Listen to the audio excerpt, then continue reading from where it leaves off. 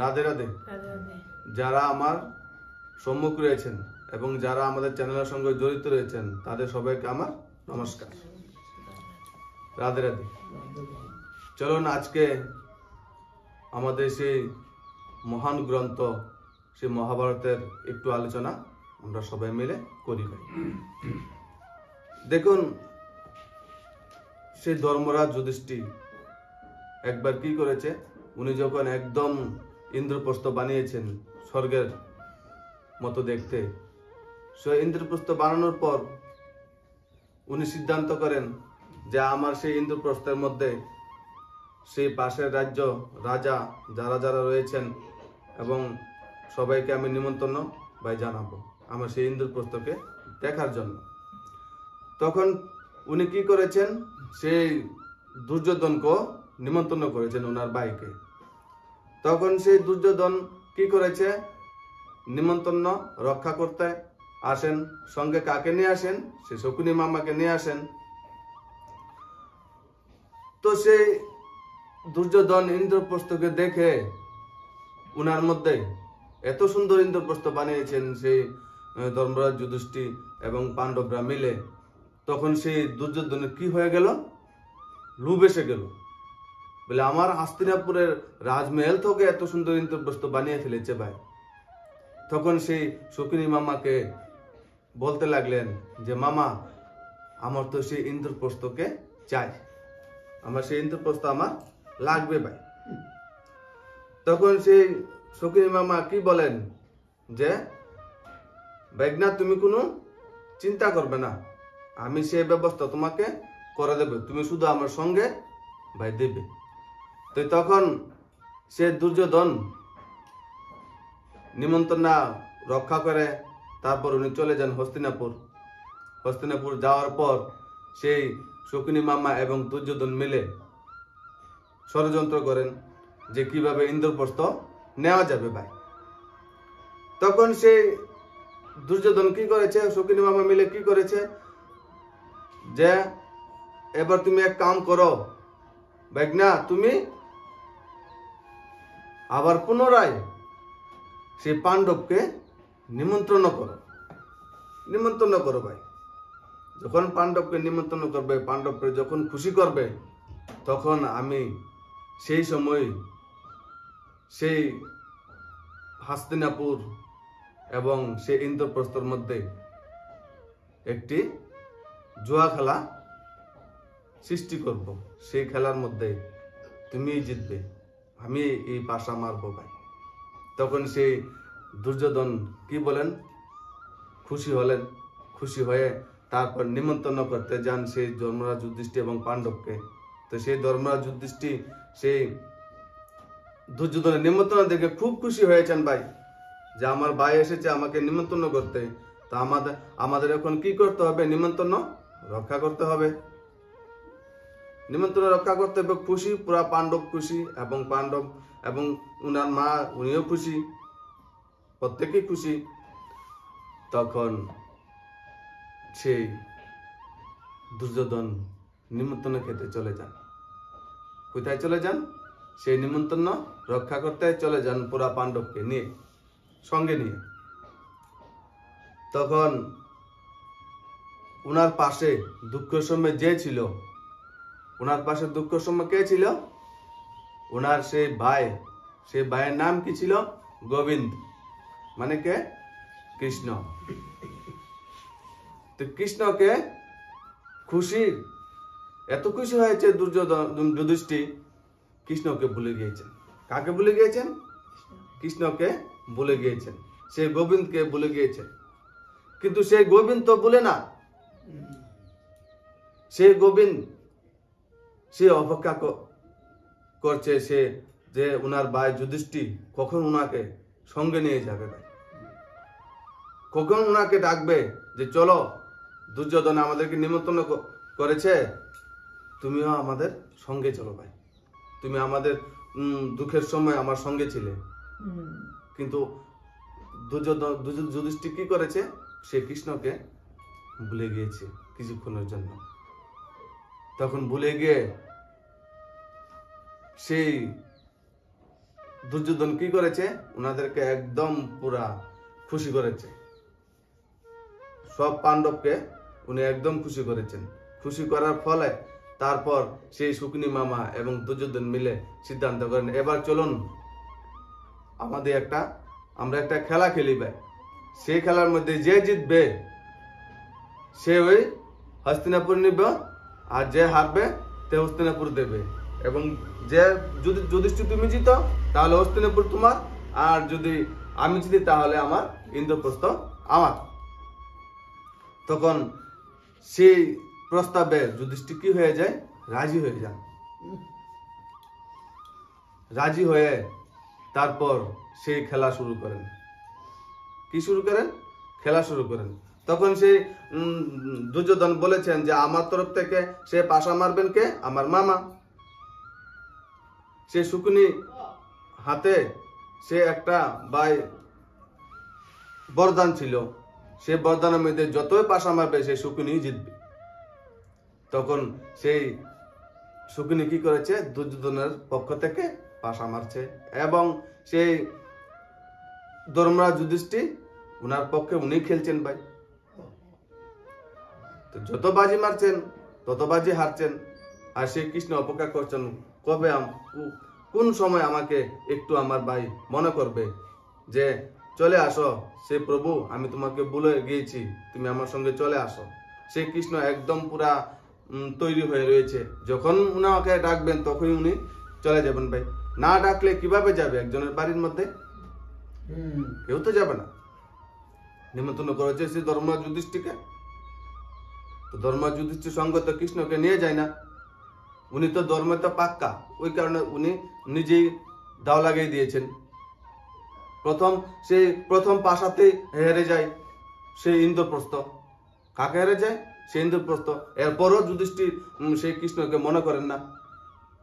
সেই কৃষ্ণ এরপরও অপেক্ষা করছে সেই যুধিষ্ঠির কখন ওনাকে ডাকবে ভাই।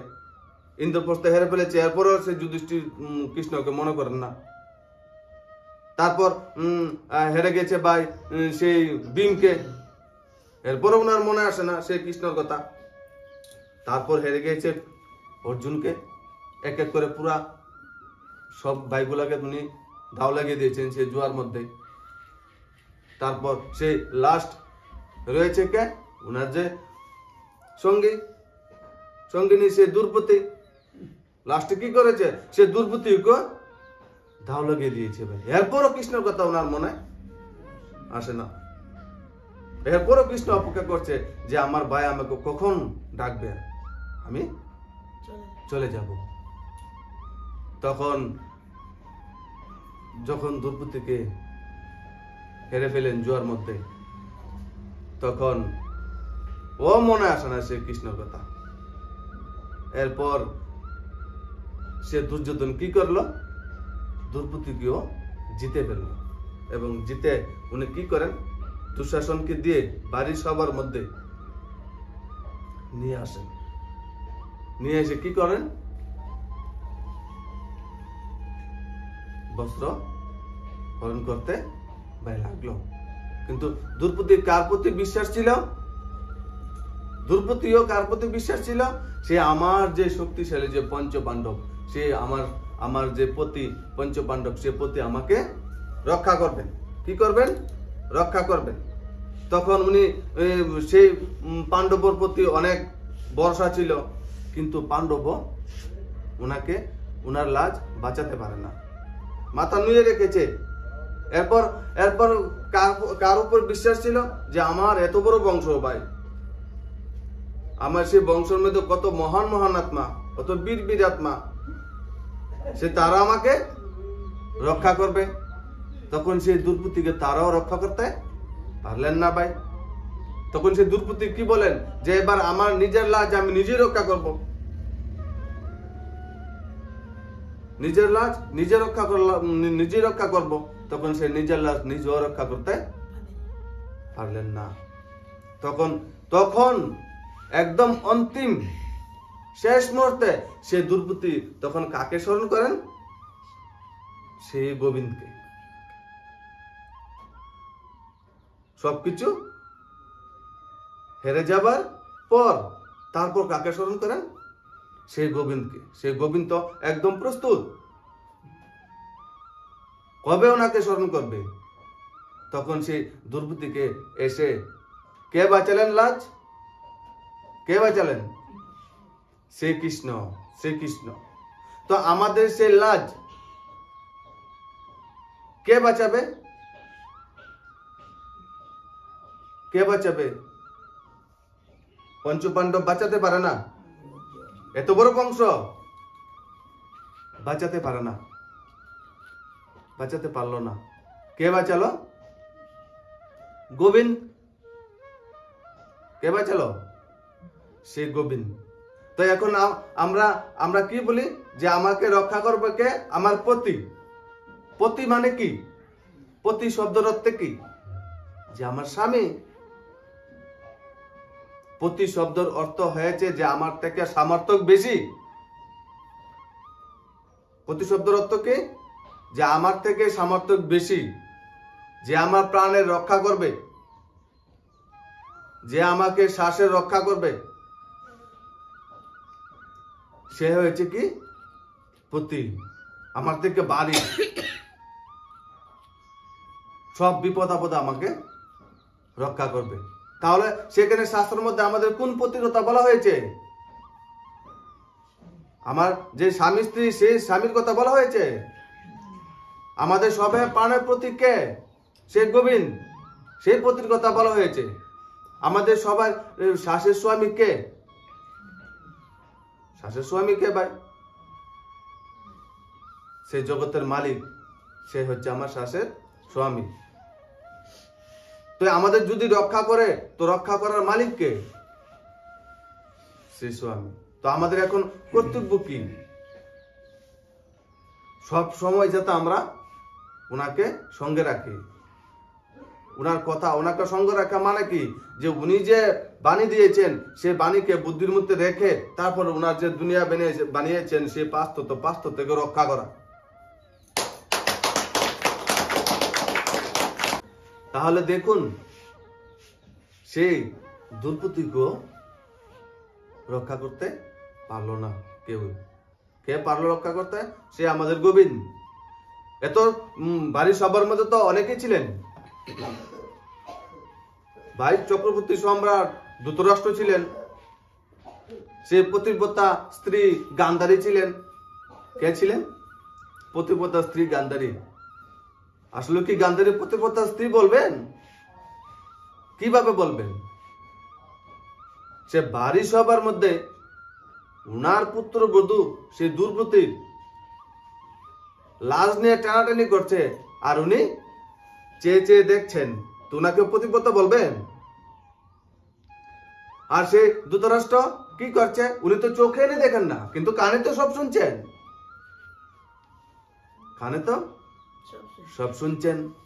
উনি তো প্রতিবাদ করলেন না যে আমার বংশের পুত্রবধূ, তোমরা কেন ওর লাশ নিয়ে টানাটানি করছো? ভাই কেন লাশ নিয়ে টানাটানি করছো? দেখুন, আমাদের যে ভক্তির, আমাদের যে ভগবান আমাদের যে 10 ইন্দ্রিয় রয়েছে, সেই 10 ইন্দ্রিয়র মধ্যে ভগবান প্রবেশ কোন দিকে করে? 10 ইন্দ্রিয়ের মধ্যে ভগবান কোন দিকে প্রবেশ করে? ভাই সে কান দিয়ে প্রবেশ করে। কি দিয়ে? সে কান দিয়ে প্রবেশ করে। সে ধৃতরাষ্ট্র তো কানে শুনছিল, চোখে নন্দ হয়ে গেছে। ভাই স্ত্রী মানে কি? দুর্পতি কথার অর্থ কি? দুর্পতি কথা অর্থ হচ্ছে 5 তত্ত্ব পৃথিবী। দুর্পতি কথার অর্থ কি? সে পৃথিবী। তো যারা পৃথিবী ধ্বংস করছে, এবং যে পিতা কানে শুনো না শোনার মতো রয়েছে, এবং যে মা দেখো না দেখার বান করে রয়েছে, সেই মা শুটিং কার করছে? সেই গান্ধারীর। সে পিতা শুটিং কার করছে? সে ধৃতরাষ্ট্র। এখন আমরা যারা যে আমার ছেলে কোন মেয়ে কোন, যদি সেই 5 তত্ত্বের ক্ষতির নিমিত্ত হয়, তাহলে সেই মাগুলিও কার শুটিং করছে? সে ধৃতরাষ্ট্র এবং গান্ধারের শুটিং করছে। যারা যারা ধৃতরাষ্ট্র গান্ধারের শুটিং করেছে বা দেখেছেন আমাদের সেই মহান গ্রন্থের মধ্যে ধৃতরাষ্ট্র গান্ধারের শুটিং, ধৃতরাষ্ট্র সবচেয়ে থেকে দুঃখী পিতা ছিলেন এবং সব থেকে দুঃখী মা কে ছিলেন? সেই গান্ধারী।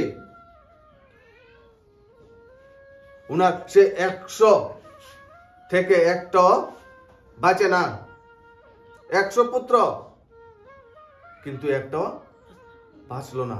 100 পুত্র মানে 100 পুত্র না, 99 পুত্র ছিল, একজন ছিল সে কন্যা, সেই কন্যার নাম হয়েছে দুঃশালা, উনিও বেঁচেন না, সেও বাঁচলো না। কেন ভাই? ভগবানের বিরুদ্ধে ছিল, ধর্মের বিরুদ্ধে ছিল। এবং কৃষ্ণের পক্ষে, ধর্মের পক্ষে কে ছিল? সে পাণ্ডব।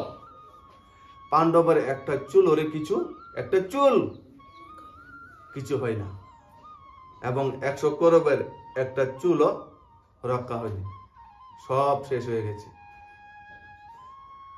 তো যারা যারা আমরা ভাই প্রকৃতি ধ্বংসকারীর নিমিত্ত হয়ে রয়েছি, তারা তারা সবাই প্রত্যেককে সেই গান্ধারী আর সেই ধৃতরাষ্ট্র শুটিং আমরা ভাই করছি। তো এখন দেখুন, সে আমাদের সবাই মিলে সে প্রকৃতিকে রক্ষা করতে হবে। প্রকৃতির ভারসাম্য নষ্ট হয়ে গেছে ভাই, প্রকৃতির ভারসাম্য কি হয়ে গেছে? নষ্ট হয়ে গেছে। কিভাবে রক্ষা করবো ভাই? যদি আমাদের মধ্যে সেই জ্ঞান না থাকে, যদি আমাদের মধ্যে সেই ভাগবত গীতার জ্ঞান না থাকে, যদি আমরা যদি সে ভগবান, যে বড় বড় মহান আত্মা এই দুনিয়াতে রয়েছে, সে তারা যদি আমরা তারা বাণী যদি আমরা না শুনি, দেখুন না, সে আমরা তো গানও গাই ভাই। কি গান গায়? যে তু অন্তর্গামী সবকা স্বামী, তু অন্তর্য়ামী সবকা স্বামী, तेरी चरण में चारों धाम, हे राम हे राम हे राम हे राम। মানে চারো ধাম কার চরণের মধ্যে? তোমার চরণের মধ্যে চারো ধাম। কার চরণের মধ্যে? রাম। রাম কে? যে দশরথ পুত্র রাম না পরমাত্মা রাম? তো চারো ধাম কে? আর সে রাম হবে কে?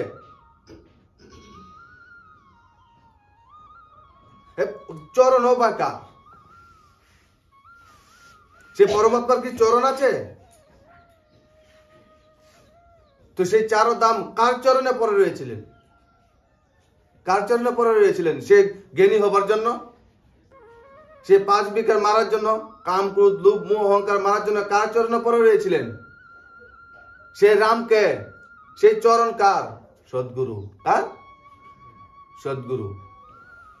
সে হরির সদ্গুরু ছিলেন, সে নারায়ণের সদ্গুরু ছিলেন, সে রামের সদ্গুরু ছিলেন। সে রাম সদ্গুরু কে ছিলেন? সেই বৈশিষ্ট্য গুরু বৈশিষ্ট্য, সে বিশ্বমিত্র। তারপর সে কৃষ্ণের সদ্গুরু ছিলেন, কে ছিলেন? সন্দীপনী।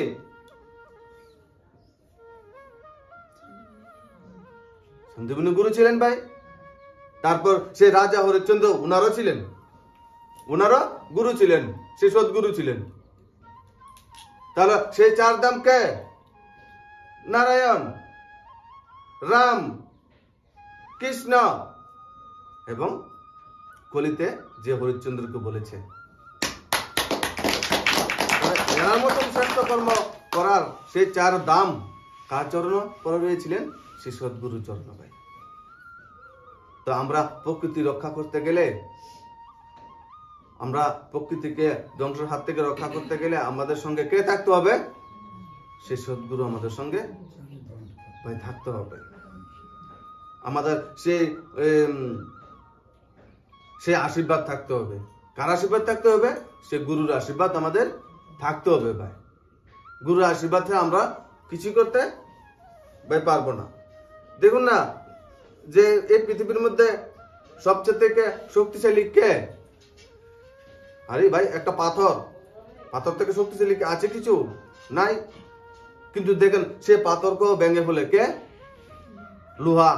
একটা হাতুড়া মারলে দেখবেন পাথরও ভেঙে যায়, কিন্তু লোহার থেকেও শক্তিশালী আছে কি আছে? আগুন। সে আগুন কি করে? লোহাকে গলিয়ে ফেলে ভাই, পুড়িয়ে গলিয়ে ফেলে। তারপর সে আগুন থেকে শক্তিশালী কি আছে? সে জল, যে আগুনকে নিভিয়ে দেয়। এবং সেই জল থেকে শক্তিশালী কি আছে? সে মানুষ, যে নাকি জলকে খেয়ে ফেলে ভাই। কিন্তু সে মানুষ থেকে শক্তিশালী কে? মৃত্যু। কে? মৃত্যু। মৃত্যুর কাছে আজ পর্যন্ত কেউ জিততে পারে না ভাই। মৃত্যুর কাছে আজ পর্যন্ত কেউ জিততে পারে না। মৃত্যুর কাছে প্রত্যেককে হার মানতে হয়। প্রত্যেককে মৃত্যুর কাছে হার মানতে হয়। তখন আমরা সে বাহানা দিতে পারবো না যে আমার তো সেই কাজটা পূর্ণ হয় না, আমার তো সেই কাজটা পূর্ণ হয় না, আমার তো এখন সেই কাজটা রয়েছে, আমার তো এখন উনার মন রাখতে যেতে হবে। মৃত্যু তখন আর কেউ সঙ্গে সমঝোতা এবং বুঝাপড়া করে না। একবার দেখুন যমরাজ। যমরাজ তো সবাই চিনেন, জানেন ভাই, না চিনলে অনেকে তো জানেন। তো যমরাজ সে উপর থেকে এসেছেন একজনকে নেবার জন্য। কি এর জন্য? একজনকে নেবার জন্য এসেছেন। তবু অনেক দূর থেকে এসেছেন ভাই, উনি ক্লান্ত হয়ে গেছেন। মনুষ্য লোক এসেছেন না, ক্লান্ত হয়ে গেছেন। তখন যার ঘরে আসছেন, যাকে নেওয়ার জন্য আসছেন, তো সেই ঘর এসে সেই একটি ছেলেটার বয়স প্রায় 25-26।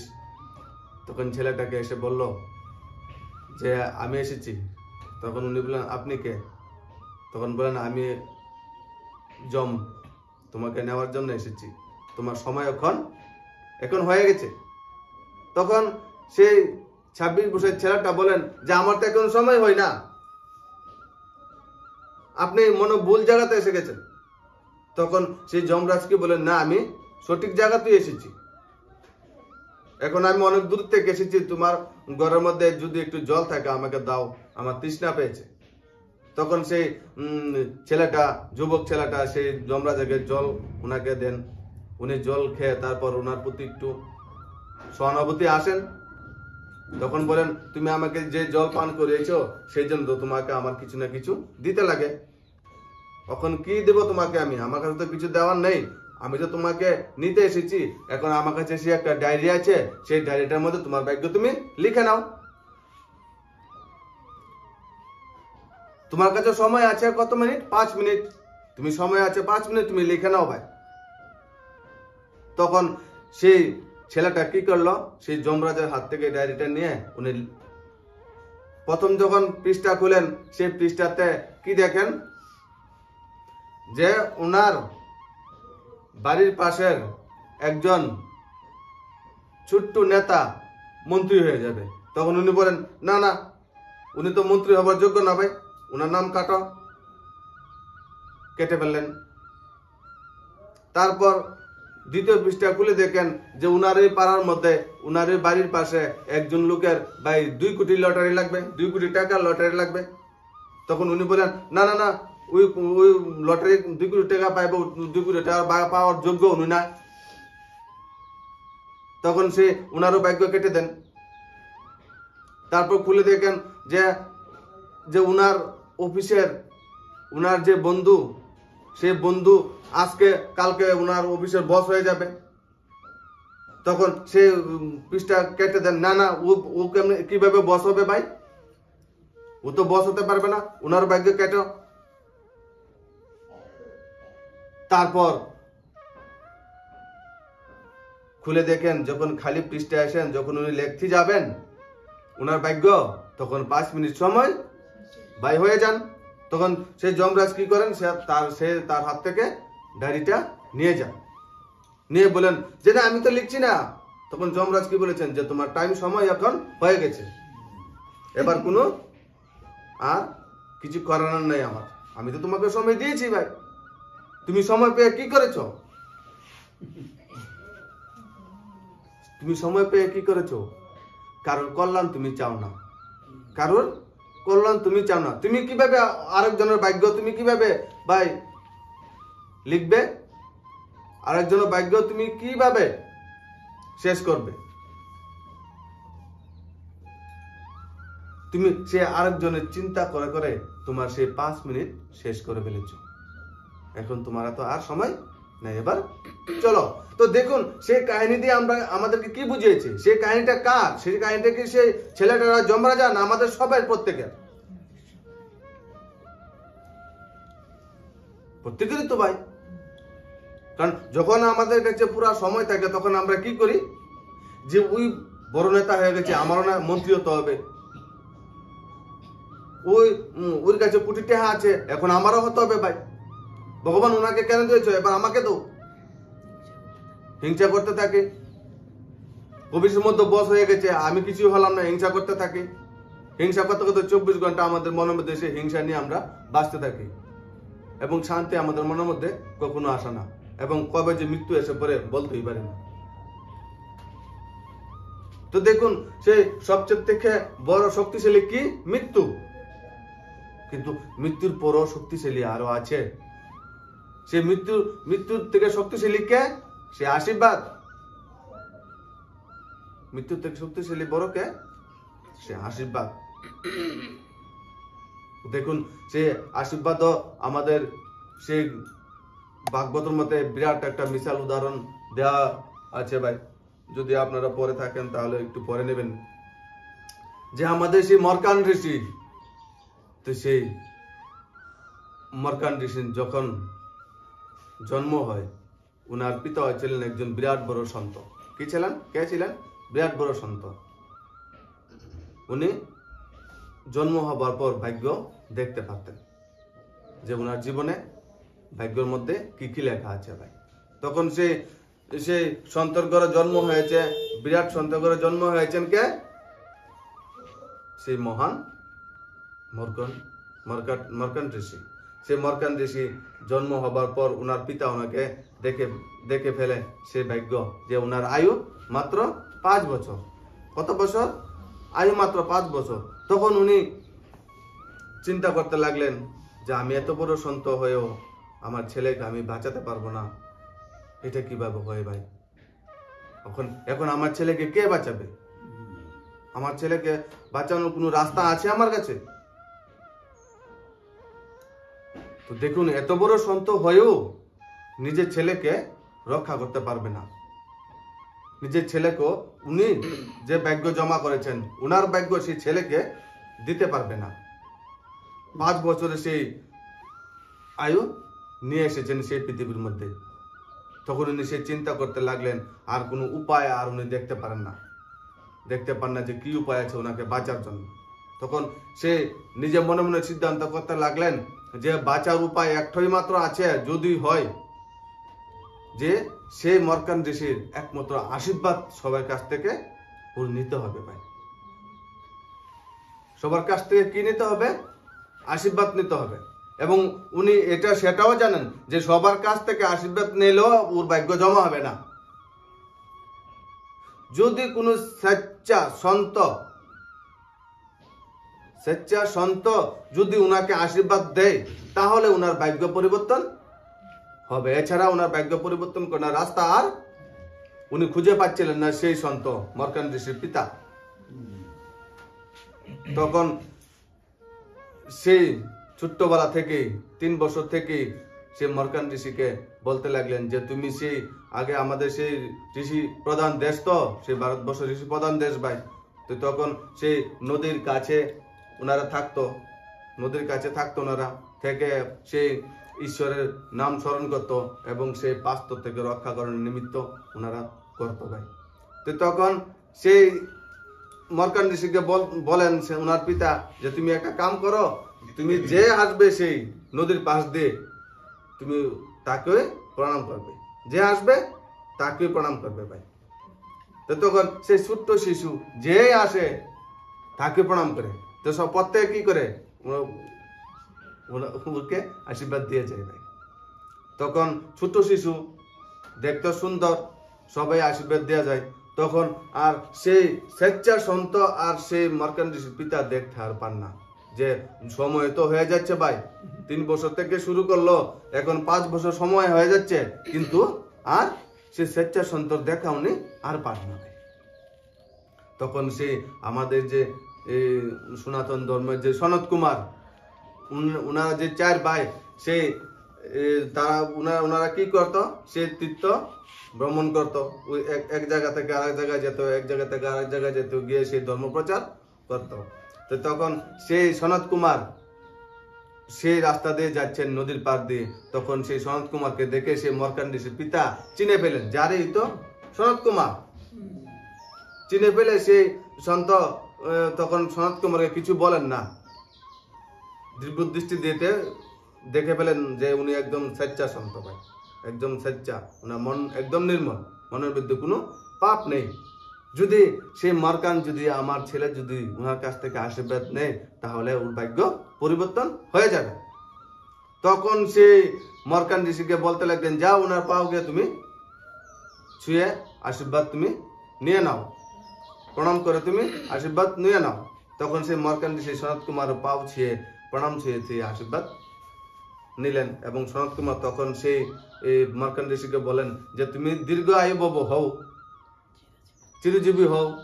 তখন সেই মার্কান ঋষি পিতা বলতে লাগলেন, আপনি তো ওনাকে যে আশীর্বাদ দিলেন সে তো আমার ছেলে, কিন্তু আপনি তো আশীর্বাদ দিয়েছেন যে চিরজীবী হও, দীর্ঘ আয়ু হও, কিন্তু তো ওনার আয়ু তো মাত্র 5 বছর।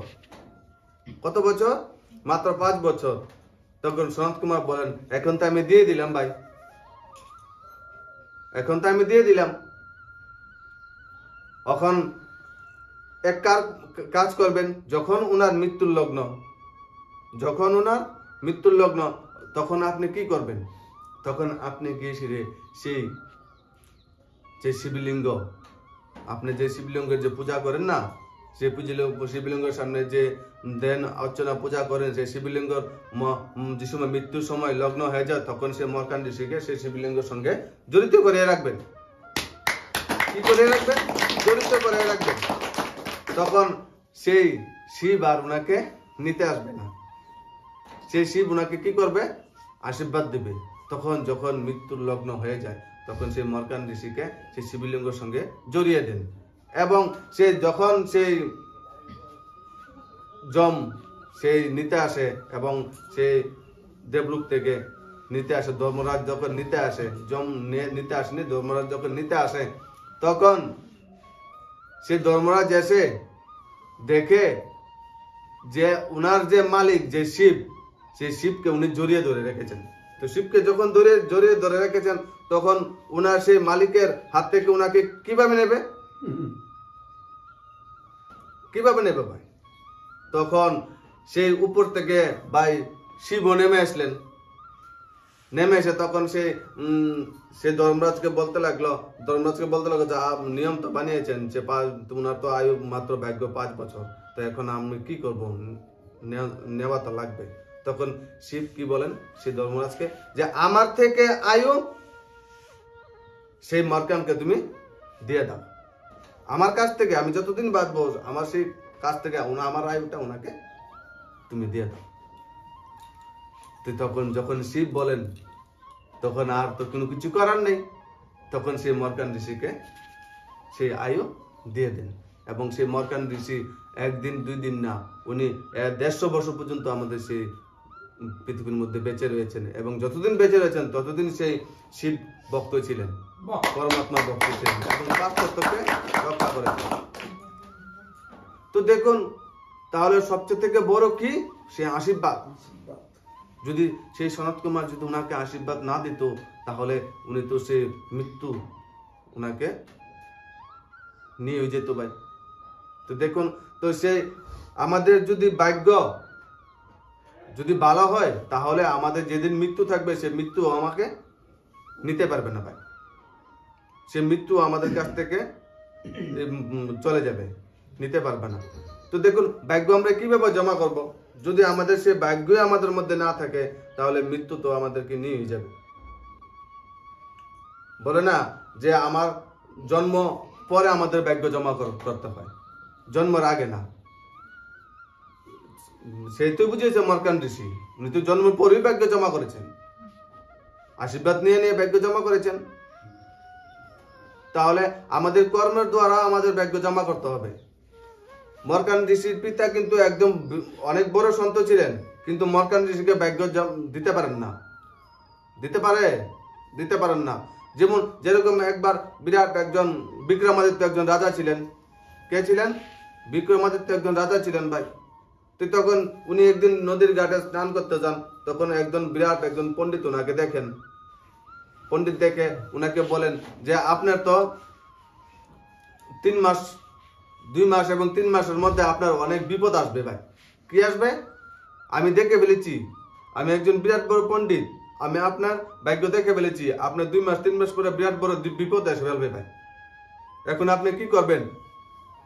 তখন সেই বিক্রমাদিত্য পণ্ডিতকে বলেন, আপনি যখন ভাগ্য আমার দেখেছেন, তাহলে আপনি আমার সঙ্গে চলুন, আরে চক্রবর্তী সম্রাট বিক্রমাদিত্য ভাই। তখন পণ্ডিত খুশি হলেন, চক্রবর্তী সম্রাটের সঙ্গে উনি থাকবেন ভাই। তখন সেই চক্রবর্তী সম্রাটের সঙ্গে বিক্রমাদিত্যর সঙ্গে সে পণ্ডিত চলে গেলেন।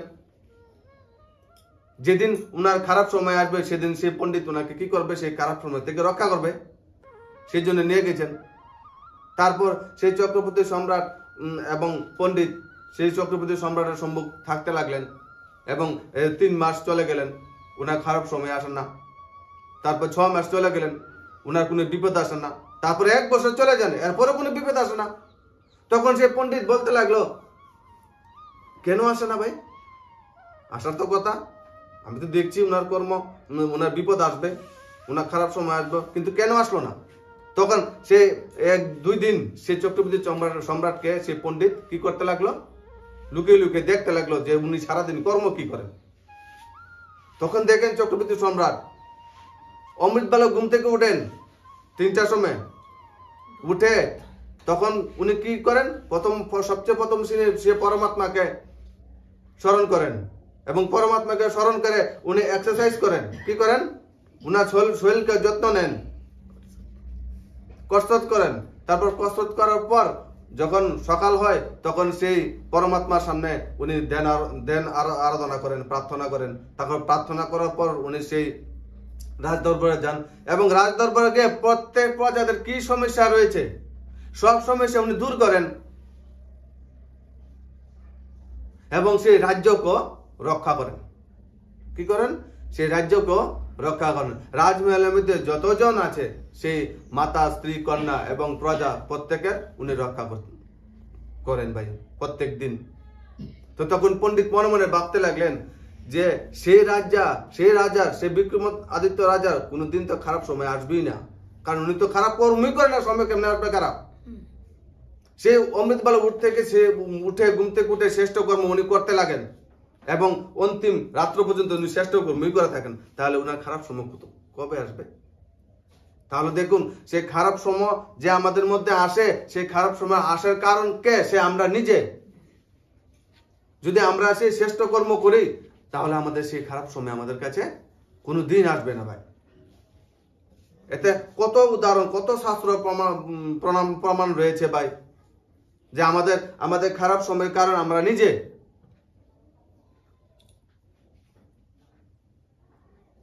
আমাদের ভাগ্য এখন আমরাই লিখতে হবে ভাই। কি বলেছে শ্রীকৃষ্ণ সেই অর্জুনকে কি বলেছে? যে ভাই প্রেম 5 রকমের আছে, প্রেম 5 রকমের আছে। যে দেখা দেখি করি না আমরা, সেটা একরকম প্রেম ভাই। তারপরে পাওয়া চাওয়া, এটা সে একরকম প্রেম। পাওয়া একরকম প্রেম, তারপর তার সঙ্গে চলা একরকম প্রেম। লাস্ট 5 নম্বর প্রেম হয়েছে কি জানেন? সবচেয়ে থেকে শ্রীকৃষ্ণ বলে দিয়েছেন নিবানু হয়েছে আসল প্রেম। কি মানে? পালন করা, পালনা দেওয়া, তোমার কর্তব্য পালন করা, সেটা হয়েছে তোমার আসল প্রেম। আর বাকি যেগুলা প্রেম রয়েছে, সেটা হচ্ছে দেখা দেখি প্রেম। তো দেখুন, তো সেটাতে কি বোঝানো হয়েছে যে আমাদের সেই প্রকৃতির মার সঙ্গে আমাদের সেই প্রেম নিবানো, আমাদের সেই প্রেম কি করা, নিবানো, সে পালনা করা, প্রকৃতি মাকে সুন্দরভাবে পালনা দেওয়া, সেটা হচ্ছে আসল প্রেম। এবং প্রকৃতি মাকে পালনা দেওয়ার যে উদ্দেশ্য, যে লক্ষ্য রেখেছে, যে নিমিত্ত হয়েছে, তার সঙ্গে দেওয়া, কার সঙ্গে দেওয়া, তার সঙ্গে দেওয়া হয়েছে আসল নিবানো, আসল প্রেম। আর যারা নিজের স্বার্থের জন্য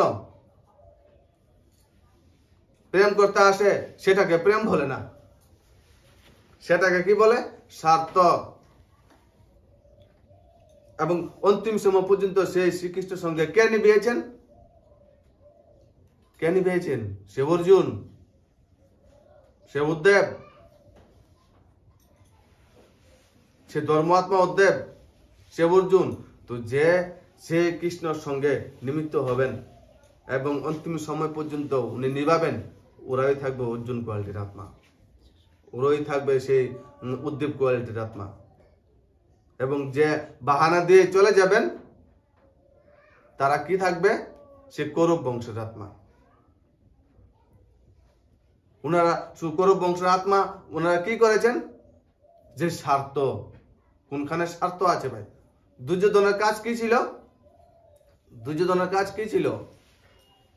কাম, লোভ, হিংসা, অহংকার। তো যারা মনে করবেন সেই কৃষ্ণের সঙ্গে সেই ছলনার মধ্যে নিমিত্ত হয়ে গেছেন, তারা সেই দুর্যোধন এবং দুঃশাসনের শুটিং আপনারা করছেন। এবং যে সঙ্গে দিয়েছেন, সে মনে করবেন পাণ্ডব শুটিং এবং অর্জুনের শুটিং করছেন ভাই। তাহলে আজকে আমরা কি শিখেছি? মহাভারত গ্রন্থর কিছু আমরা শিখেছি। তো কাল আমরা আবার আরেকটি ভিডিও নিয়ে আসবো ভাই, তথ্যকথা নিয়ে আসবো। রাধে রাধে, নমস্কার।